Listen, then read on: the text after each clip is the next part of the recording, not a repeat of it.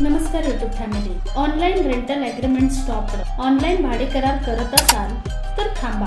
ही बातमी खास तुमच्यासाठी आजच्या व्हिडिओद्वारे आपण घेऊन आलो आहोत. रजिस्ट्रेशन स्टॅम्प विभागाचा मोठा निर्णय. तर काय आहे हा निर्णय हे आजच्या व्हिडिओद्वारे आपण जाणून घेणार आहोत. जर तुम्हाला रिअल इस्टेट व्यवहारांबद्दल संपूर्ण माहिती हवी असेल तर आमच्या YouTube चॅनलला सबस्क्राइब करा आणि नवनवीन व्हिडिओ अपडेट्स मिळवा.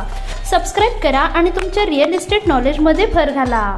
भाडे करार ऑनलाईन करण्यासाठी नोंदणी व मुद्रांक विभागाने तयार केलेल्या भाडे करार 2.0 प्रणालीत त्रुटी आढळल्याने त्याच्या वापराला 21 एप्रिल पर्यंत स्थगिती देण्यात आली आहे. सर्व्हिस प्रोव्हायडर असोसिएशनने या प्रणालीतील दोषांवर बोट ठेवले होते. OTP मुळे येणाऱ्या अडचणी आणि इतर त्रुटींमुळे ही प्रणाली 1 मे पर्यंत बंद राहण्याची शक्यता आहे.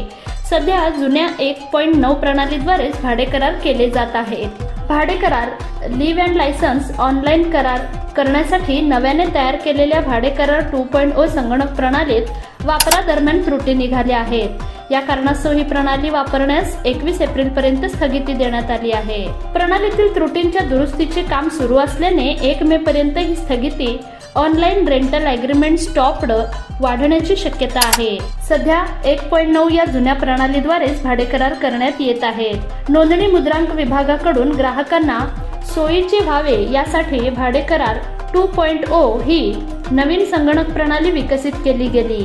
त्याद्वारे भाडे करार ऑनलाईन करण्याचे आदेश विभागाने जारी केले.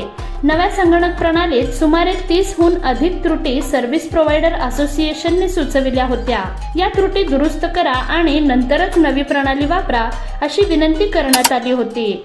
सर्व्हिस प्रोव्हायडरचा विरोध न जुमानता नोंदणी मुद्रांक विभागाने 1 एप्रिल पासून ही प्रणाली वापरण्याच्या सूचना दिल्या होत्या.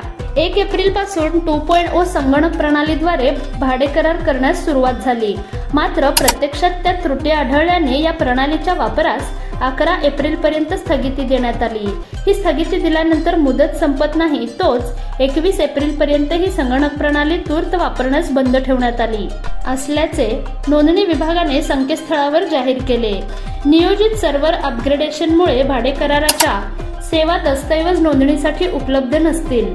या सेवा 11 ते 15 एप्रिल पर्यंत बंद राहतील अशी सूचना प्रसिद्ध करण्यात आली. त्यानंतर 21 एप्रिल पर्यंत संगणक प्रणाली बंद ठेवण्याची सूचना जाहीर करण्याची तयारी असतानाच 1 मे पर्यंत ही प्रणाली दुरुस्तीच्या नावाखाली बंद असल्याचे सांगण्यात आले आहे. भाडे करार 2.0 या संगणक प्रणालीत सर्व्हिस प्रोव्हायडर वर्गाने सुचविलेल्या त्रुटीत प्रामुख्याने मालक साक्षीदार भाडेकरूंची ओळख पटविण्यासाठी काही OTP मागविले आहेत. सुमारे 10 वेळा OTP देण्याची वेळ येत असल्यामुळे हे OTP देणे अडचणीचे ठरत आहे. एक दस्त नोंदणीसाठी 2 ते 3 तासांचा कालावधी लागतो. शिवाय अन्य त्रुटीही असल्याने प्रणाली सध्या बंद ठेवण्यात आली आहे.